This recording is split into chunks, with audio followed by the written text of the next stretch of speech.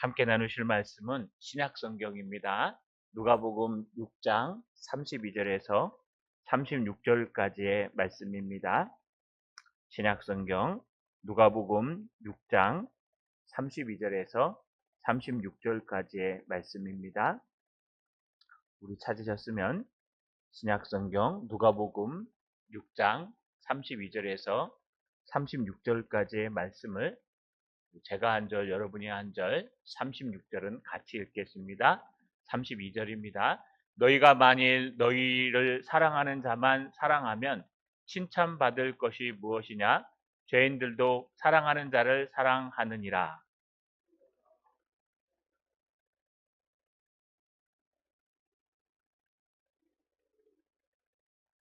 너희가 받기를 바라고 사람들에게 꾸어주면 칭찬받을 것이 무엇이냐? 죄인들도 그만큼 받고자 하여 죄인에게 꾸어주느니라.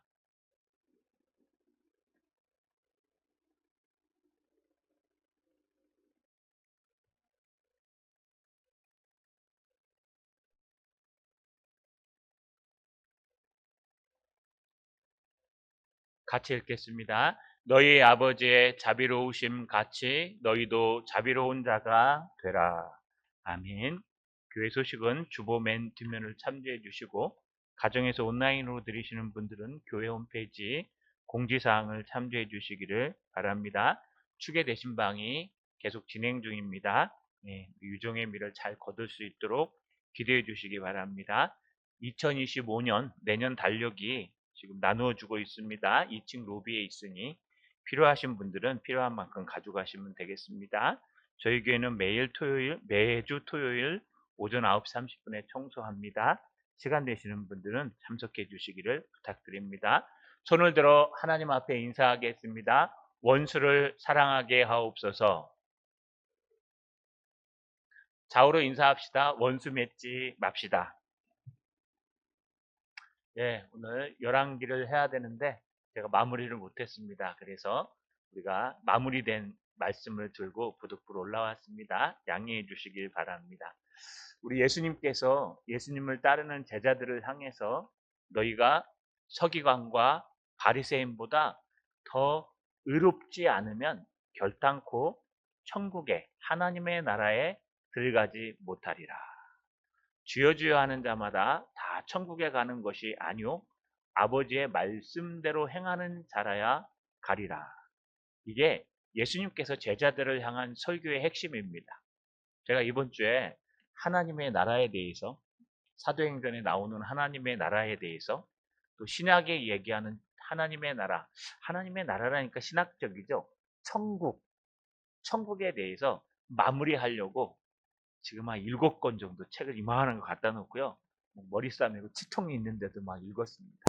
지금 거의 정리 중에 있는데 이제 한두 번 해서 신학의 하나님 천국에 대해서 마무리해야 되겠다. 그래야 우리가 골로새서 빌레몬서로 나누어도 이해할 수 있을 것입니다.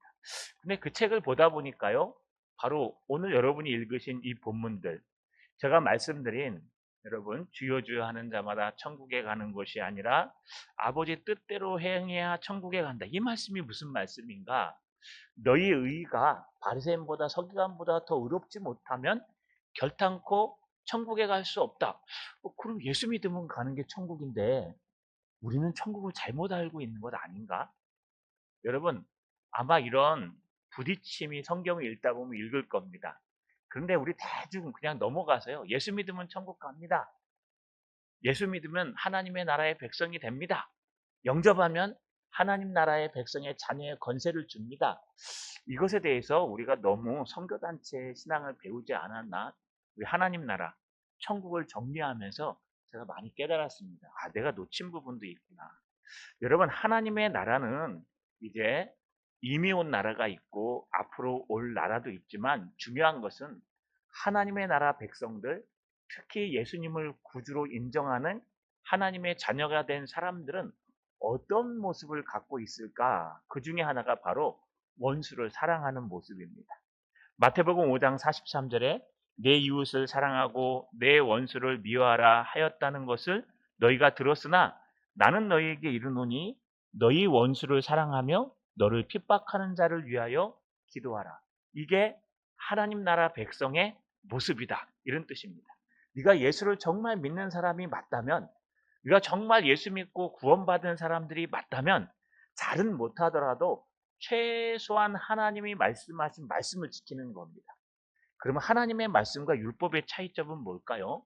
여러분, 율법은 하나님의 말씀이긴 하지만 불완전한 말씀입니다. 그러나 여러분, 하나님의 말씀, 복음은요, 완전한 말씀입니다. 왜냐하면 예수님이 완전케 하셨기 때문에 우리가 예수님만 따라가면 어떻게 진실로 지키는지 알 수 있다는 겁니다. 아무리 좋은 길이라도요, 잘못된 길은 벗어나게 돼 있습니다. 그렇다면 왜 원수를 이렇게 사랑하고 핍박하는 자를 위해 기도해야 될까요? 오늘 세 가지를 얘기하고 한 사람의 예를 들고 마치겠습니다. 따라 읽겠습니다. 일반 은혜로 인해 원수를 사랑해야 된다. 한 번 더요. 일반 은혜로 인해 원수를 사랑해야 한다. 도대체 예수님은 왜 원수를 사랑하라 그럴까요? 구약 성경에 원수는 그 행한 만큼 갚아주고 너의 이웃, 너의 형제는 사랑하라 그랬지 않습니까? 그러니 우리와 같이 예수 믿는 사람들은 다 용서해주고 예수 안 믿는 것들은 보복하고 공격해야 되고 원수 맺어야 됩니다. 그렇지는 않습니다. 예수님께서는요, 오늘 말씀을 통해서 무슨 말씀을 하시냐? 네가 예수 믿는 사람이 맞다면 원수를 사랑하는 것이 맞단다 라고 말하는 겁니다. 물론 새벽에 말씀드린 것처럼 원수를 사랑하고 너를 핍박하는 자를 위해 기도하라. 이게 한 문장이라 그랬습니다. 원수를 사랑하는 거 우리 잘 못합니다. 그러니까 원수를 사랑하는 첫걸음은 적극적인 원수, 실질적으로 너를 핍박하는, 공격하는, 욕하는 그들을 용서하고 그들을 위해 기도하는 것이 원수를 사랑하는 것의 시작이다. 그러다 보면 조금씩 원수를 사랑하게 된다라고 얘기하는 겁니다. 그렇다면 왜 굳이 우리가 원수를 사랑해야 될까요? 여러분, 이것에 대해서 누가복음과 마태복음에 동시에 얘기합니다. 누가복음 6장 35절 끝에 보시면 그는 은혜를 모르는 자와 악한 자에게도 인자하시니라. 그가 하나님이십니다. 하나님은 은혜를 모르는 자와 악한 자에게도 똑같이 예수 믿는 자와 주님을 사랑하는 자만큼 사랑하시니라, 인자하시니라. 이걸 마태복음 5장 45절에 뭐라 그러냐? 이는 하나님이 그 해를 악인과 선인에게 비추시며 비를 의로운 자와 불의한 자에게 내려 주심이라. 이게 하나님의 은혜입니다. 여러분, 하나님의 은혜는 예수 믿는 사람만 있는 게 아닙니다. 하나님의 은혜는 믿는 사람과 안 믿는 사람 동일하게 있는 경우가 있습니다. 그래서 이걸 갖다 뭐라 그러냐? 일반적인 은혜다. 하나님은 우리에게 말씀해 주십니다. 계시라 그러죠.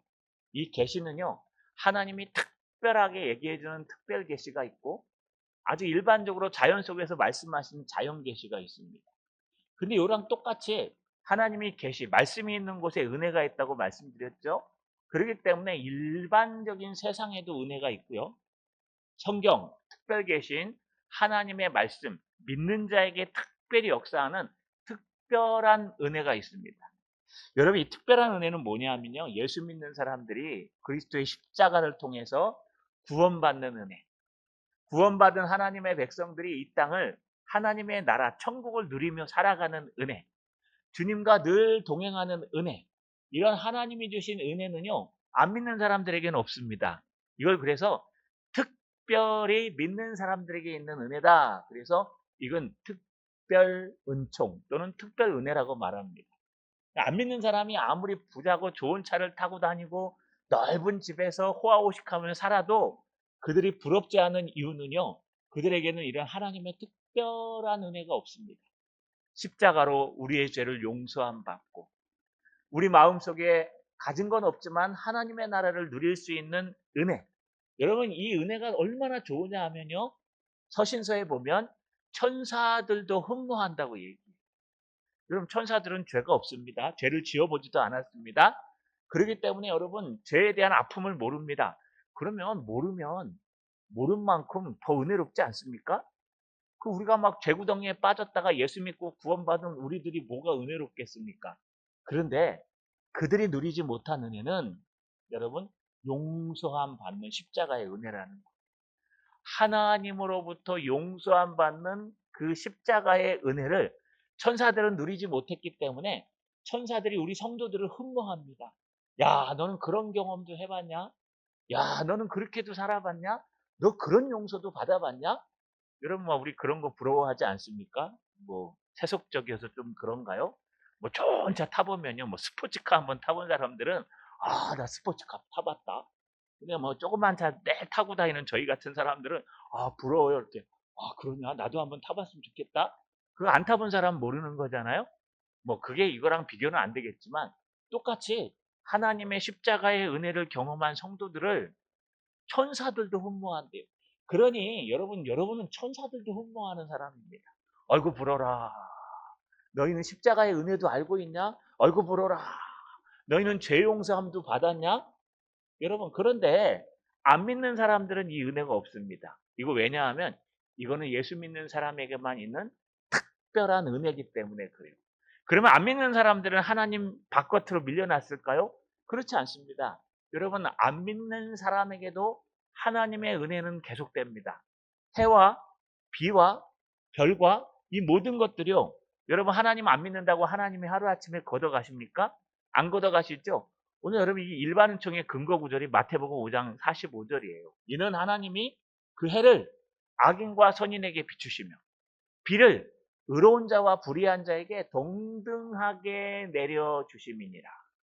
좀 예수 믿는 사람들 밭에는 좀 비가 이렇게 딱 내리고 예수 안 믿는 것들의 밭에는요 이제 비가 좀 안 내리고 이래야 예수 믿으면 저렇게 비를 맞는구나. 예수 믿는 사람의 사업장은 잘 되고 예수 안 믿는 사람의 사업장은 안 돼야 야 예수 믿어야 사업장이 잘 되는구나. 예수 믿는 아이들은 막 전교 1등하고 예수 안 믿는 아이들은 전교 막 꼴찌하고 이래야 예수 믿으면 공부를 조금 덜 해도 전교 1등 할 수 있구나. 이게 은혜구나. 근데 안 그렇습니다, 여러분. 그렇게 따지면 절대 하나님의 은혜를 못 찾아요. 그런 데서 하나님의 은혜를 찾으면 안 됩니다. 가끔 하나님이 역사하실 수는 있습니다. 특별하게. 그러나 그건 특별한 총이 아닙니다. 그러면 세상에서 수학경 시대, 전 세계 수학경 시대에서 1등한 사람은 예수 믿는 사람이 돼야 되죠. 3등까지 안 믿는 사람이에요. 원불교도 들어가 있대요, 거기에. 여러분, 예수 믿는 사람들이 전교 수학 세계 1등 해야죠. 그렇지 않지 않습니까? 이건 하나님이 역사 안 하셔서 그럴까요? 아니요. 여러분, 이 땅에는 믿거나 믿지 않거나 일반적인 은총이 있어요. 일반적인 은총은 공부 많이 한 애가 공부 적게 한 애보다 더 성적이 잘 나오게 되어 있습니다. 이게 정석이에요. 공부를 갖다가 집중해서 한 애와 공부를 그냥 산만하게 한 애, 집중한 하나가 더 잘 나오게 되어 있어요. 자기가 하는 일에 열심히 최선을 다한 사람과 그냥 빈둥빈둥 노는 사람의 차이점은 뭐예요? 땀을 흘린 만큼 얻기 위해서 여러분 열심히 한 사람이 더 많이 벌어가게 돼 있어요. 그렇기 때문에 여러분 우리가 더 노력하고 더 열심히 하는 것은 세상 사람과 똑같이 해야 돼요. 그런데 우리는 조금 더 해야 됩니다. 왜냐하면 주의를 지켜야 되기 때문에. 우리 아이들에게도 그렇게 설명합니다. 청년들에게 설교를 했는데 이해는 못할 겁니다. 너희가 주의를 지키기 위해서 똑같이 공부를 합니다. 그런데 어떤 친구도 하루에 10시간 공부하고 안 믿는 친구도 하루에 10시간 공부해요. 똑같아요. 근데 승패는 어디서 나요? 주일날 나요. 주일날 얘는 학원에 가서 특강을 하나 더 듣고 얘는 교회 와서 봉사하고 헌신하고 공부를 못하는 거예요. 누가 더 잘할까요? 우리 믿음으로 하면 우리가 더 잘해야죠. 아니요. 그런데 공부 더 많이 한 애가 잘합니다. 그럼 예수 믿는 게 손해 아닙니까? 이거 왜냐하면 일반 은총 때문에 그렇습니다. 하나님이 특별 은총만 역사하는 게 아니라 일반적인 상식 가운데 역사하시기 때문에. 그렇다면 우리는 어떻게 주일을 지켜요? 다른 날 더 열심히 하는 거예요. 주일 하루를 손해보지 않기 위해서 다른 날 더 남들이 잠잘 때 1시간 더 늦게 자고 남들이 쉴 때 나는 공부해야 돼. 왜요? 나는 주일을 지켜야 되니까. 이게 정말 성수주일입니다. 주일 하루를 온전히 하나님 앞에 드리기 위해서 남들보다 더 열심히 나머지 5일을 열심히 6일을 최선을 다하는 것. 이게 일반 은총이 있기 때문에 그렇습니다. 그런데 그 하나님이 일반 은총을 만드신 하나님이 세상 사람도 사랑하는 거예요. 우리 원수도 사랑하는 거예요. 그렇기 때문에 우리도 그 일반 은총으로 인해서 원수를 사랑하는 것이 당연한 이유라는 겁니다. 자, 여러분, 우리가 이걸 좀 헷갈리지 않았으면 좋겠습니다. 예수 믿었기 때문에 뭔가 특별한 은혜는 있습니다. 그러나 그것이 여러분이 아무것도 하지 않아도 저절로 이루어지진 않습니다. 또 예수 믿었기 때문에 우리에게 더 요구하는 것이 많습니다. 하나님의 자녀이기 때문에 우리는 하나님이 사랑하는 원수도 사랑해야 된다는 것. 그것이 일반 은총 때문에 원수를 사랑해야 되는 이유입니다. 그런 하나님의 사랑하시니 나도 사랑해야지 라고 하는 원수를 사랑하는 저 여러분 되시길 주님의 이름으로 축원합니다. 따라 읽겠습니다. 하나님의 아들이어서 사랑해야 한다. 한 번 더요. 하나님의 아들이어서 사랑해야 한다. 오늘 예수님께서 이렇게 말씀하십니다. 누가복음 6장 35절에 그리하면 너희 상이 클 것이요 또 지극히 높으신 이의 아들이 되리니. 이거 여러분 이거 오해하면 큰일 납니다.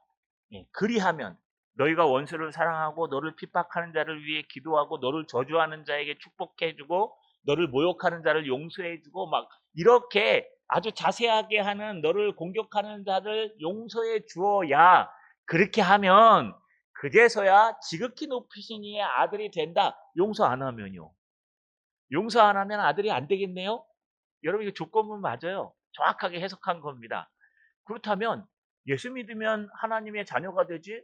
어떻게 용서해야지만 원수를 사랑해야지만 지극히 높으신 이의 아들이라 그럴까요? 이거 도대체 뭘까요? 그런 의미는 아닙니다. 예수 믿고 구원받은 사람들의 열매 중에 하나가 원수를 사랑하라는 거예요. 네가 정말 하나님의 아들이 맞다면 너는 원수를 사랑하게 돼 있다. 너는 원수와 원수 맺고 정말 살지 못하게 돼 있다. 그렇지 않다 하면 너는 하나님의 아들이 아닐 가망성이 높다. 이런 얘기예요. 이게 아주 무시무시한 얘기입니다. 여러분 평생 원수 맺어서 말도 안 걸고 평생 전화도 안 하고 막 그런 사람 있습니까? 그럼 점검해 봐야 돼요. 예수 믿는 거 맞는지. 막 부모님과 평생 원수가 되고 자녀들과 원수가 돼서 막 전화 한 통 안 하고 용서도 못하고 하고 있진 않습니까? 그러면요 그 사람은 예수 믿지 않고 다른 걸 믿는 사람의 가망성이 높다는 거예요. 예수 믿는 사람들은 여러분 원수 맺을 수 없습니다. 예수 믿는 사람들은 우리가 먼저 손 내미는 사람입니다. 예수 믿는 사람도 혼은 납니다. 예수 믿는 사람도 따질 건 때론 따져야 돼요. 그러나 예수 믿는 사람들은 하나님의 아들이기 때문에 이런 것들을 가슴에 품고 살아갈 수 없다는 뜻입니다. 마태복음 5장 45절 상반절에 이렇게 표현해요. 이같이 한즉 하늘에 계신 너의 아버지의 아들이 되리니. 이것도 미래형이에요. 똑같이 그런 얘기를 하고 있는데 이 뜻은 하나님의 아들은 용서할 수밖에 없다. 하나님의 아들은 원수를 사랑하게 되어 있다. 왠지 아십니까? 이것을 많은 해석들을 찾아보니까요. 성령이 그 안에 내주하시기 때문이다. 라고 해석하는 사람들이 많이 있습니다. 성령이 아니고서는 예수를 주로 시인할 수 없느니라. 고린도전서 12장 2절 말씀이죠. 여러분 이 뜻은 뭐냐 하면 성령이 아니고서는 우리가 예수를 주로 시인할 수 없습니다.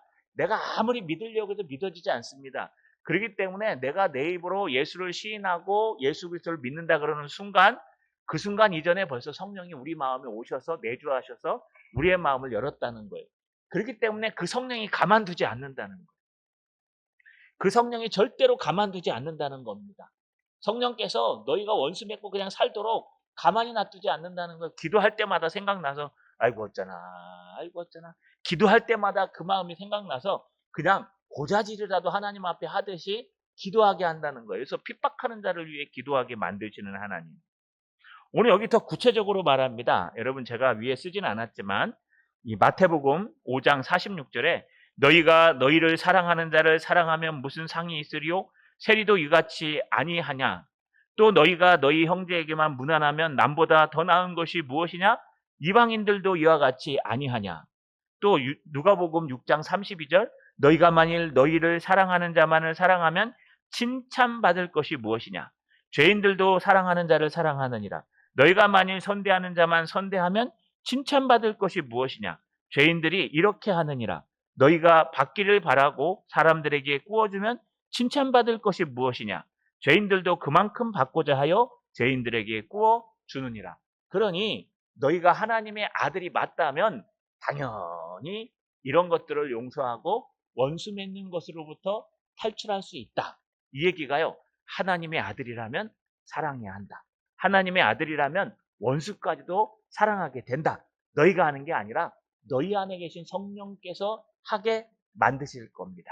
이게 성도의 견인이라는 교리입니다. 자, 여러분, 원수를 사랑해야 하나님의 아들입니다. 이건 열매입니다. 내가 여전히 원수를 사랑하지 않고 원수 맺은 자가 있다면 한번 그를 위해서 기도하시는 저녁 되시길 주님의 이름으로 축원합니다. 마지막 세 번째입니다. 따라 읽겠습니다. 천국에서 상금이 분명히 있다. 한 번 더요. 천국에서 상금이 분명히 있다. 세 번째는요. 천국입니다. 그런데 이번 주에 하겠지만 이 천국은요. 이미 우리에게 온 천국이 있고 앞으로 우리에게 도래할 천국이 있습니다. 그래서 이미 온 천국과 앞으로 올 천국, 영어로 already not yet이라고 표현합니다. 그런데 이미 온 천국에서도 상금이 있고요. 이제 다가올 주님 재림하실 때 올 완전한 천국에서도 상금이 있습니다. 아니 그 중간에 우리가 먼저 죽어서 육체와 영혼이 분리되면 우리 영혼은 잠시 낙원, 임시 천국이라고도 하고 천국이라고 하셔도 틀리지 않습니다. 그 천국에 올라가 있는데 거기에서도 상금이 분명히 있습니다. 마태복음 13장에 가시면 천국 비유를 여러분 들고 있죠? 거기 천국을 보시면 이상합니다. 두 가지 천국이 섞여 있어서 그렇습니다. 그렇다면 천국에 상금이 있다라는 뜻은 뭘까요? 이렇게 말합니다. 누가복음 6장 35절 제가 아까 읽었었는데요. 오직 너희는 원수를 사랑하고 선대하며 아무것도 바라지 말고 구워주라. 그리하면 너희 상이 클 것이요. 또 지극히 높으신 이의 아들이 되리니 그는 은혜를 모르는 자와 악한 자에게도 인자하시는 자. 너희 아버지의 자비로우심 같이 너희도 자비로운 자가 되라. 여기 잘 보시면 어디에 집중하냐 하면요. 그리하면 너희 상이 클 것이요 지극히 높으신 이의 아들이 되리니. 아까 말하는 것과 비슷하죠. 너희 상이 크답니다. 이 상은 뭘라고 하는 걸까요? 여러분 밥상을 얘기하는 게 아니라 상금을 얘기합니다. 무엇인가 잘했을 때 상을 받고 무엇인가 잘못했을 때 벌을 받지 않습니까? 그런데 이미 온 천국에서도 상이 있고요. 앞으로 도래할 천국에서도 상이 있다는 겁니다. 이 상은 두 가지 상 다를 얘기하는 겁니다. 여러분 이 땅에서 예수 잘 믿고 원수를 사랑하면 하나님이 상 주십니다. 이 땅에서 어떻게 주는지 모르지만 하나님의 은혜를 주시기도 하고 복을 주시기도 하고 이 땅에서 분명히 하나님이 상 주신다고 약속하셨어요. 이 땅에서도 상을 받아요. 그런데 이 상보다 더 큰 상은 앞으로 도래할 천국에서의 상을 얘기합니다. 그럼 마태복음 5장 46절입니까? 46절에 보시면 너희가 너희를 사랑하는 자를 사랑하면 무슨 상이 있으리요? 세리도 이같이 아니하느냐? 또 너희가 너희 형제에게만 무난하면 남보다 더 나은 것이 무엇이냐? 이방인들도 이같이 아니하냐? 여기 보시면 무슨 상이 있으리요? 무슨 상이 있으리요? 그 다른 말로 얘기하면 상이 있다는 거예요. 여러분 우리가 이 땅을 어떻게 살아가냐에 따라서 천국에서의 상이 있다는 겁니다. 이 땅을 어떻게 살아가냐에 따라서 하나님이 상을 분명히 주신다는 겁니다. 그렇기 때문에 우리는 원수를 사랑해야 될 또 하나의 이유는 상금 받으려고. 근데 세속적이지 않습니까? 상금 받아야 되니까. 왜 열심히 운동합니까? 금메달 달라고요.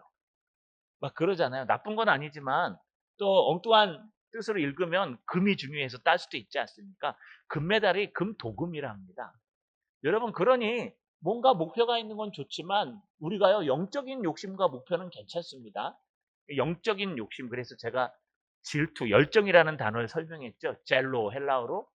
젤로라는 헬라어 뒤에 하나님의 신앙이나 하나님이나 바른 비전이 들어가면 열심, 열정이에요.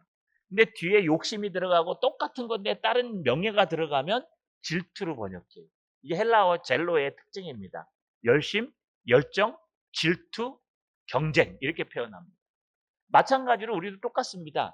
우리가 천국을 향해 달려가는데요, 어떤 사람은 이 땅에서 달란트를 받아서 5달란트를 남겨서 하나님 나라에 가서 칭찬을 받고 10거울을 다스리는 권세를 주기도 하고, 어떤 사람은 분명히 1달란트를 줬는데 그 1달란트도 제대로 사용 안 하고 여러분 땅속에 묻어두었다 하나님 앞에 책망받는 일이 있었던 거 기억하시지 않습니까? 분명히 천국에는요, 분명하게 상금이 있습니다.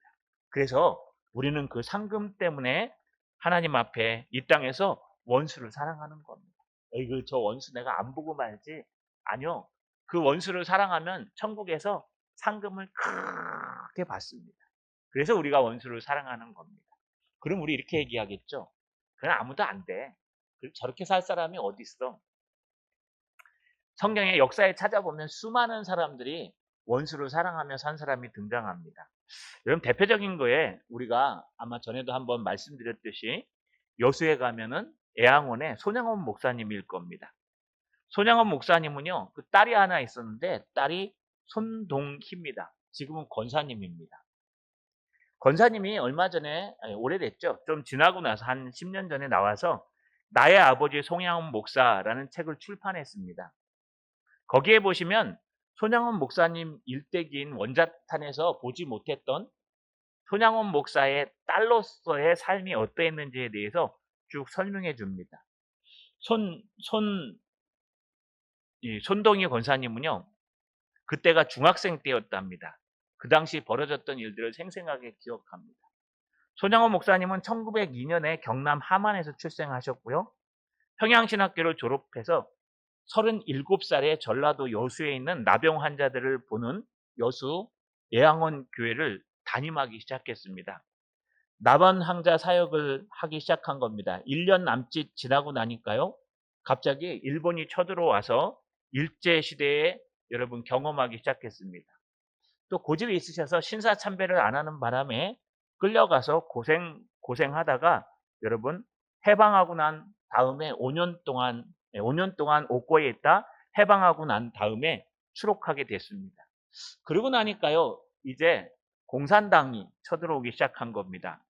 여수 애양원에 들어와서 다시 열심히 사역하고 있는데 불과 3년이 채 안 돼서 여수 순천 반란 사건이 일어났습니다. 학생들이 일어나서요, 중고등학생부터 많은 애들이 일어나서 공산당원으로 돌변해서요, 여러분 이 민주주의를 주장하거나 좀 이상한 사람들을 잡아다가 족치고 죽이는 겁니다. 그 학생들 중에 동신이라고 이 손양호 목사님의 첫째, 둘째 아들이 있었습니다. 이 둘째 아들이 잡혀가서 끝까지 예수를 부인하면 살려줄게 라고 했는데 예수를 부인하지 않고 고집하다가 총에 맞아 죽었습니다. 손양원 목사님이 1000명 정도 되는 성도들과 함께 교회 마당에서 이 동신이 둘째 아들의 예배를 직접 드렸다고 합니다. 보통은 아들이 죽으면 다른 사람이 예배를 드리는데 이 손양원 목사님 직접 하셨답니다. 장례 예배 때 하나님 앞에 감사 기도를 10가지 드렸다고 합니다. 이 장례 기도의 감사 기도가 이렇습니다. 첫째, 나 같은 허물 많은 죄인의 혈통에서 순교자 자식이 나오니 감사합니다.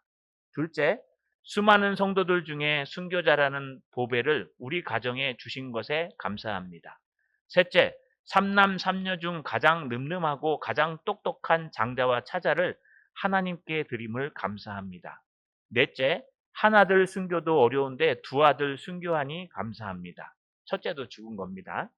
다섯째, 예수 믿다가 와서 종신하는 것도 복인데 복음 전하다가 순교하니 감사합니다. 여섯째, 아들이 미국 가기 위해 준비 중에 있었는데 미국보다 더 좋은 천국 가서 감사합니다. 7번째, 아들을 죽인 원수를 아들 삼을 수 있는 마음을 주시니 감사합니다. 8번째, 아들 순교의 열매로 많은 하나님의 자녀들이 나온 것을 보니 감사합니다. 9번째, 위 8가지 진리를 기쁨으로 깨닫게 하시니 감사합니다.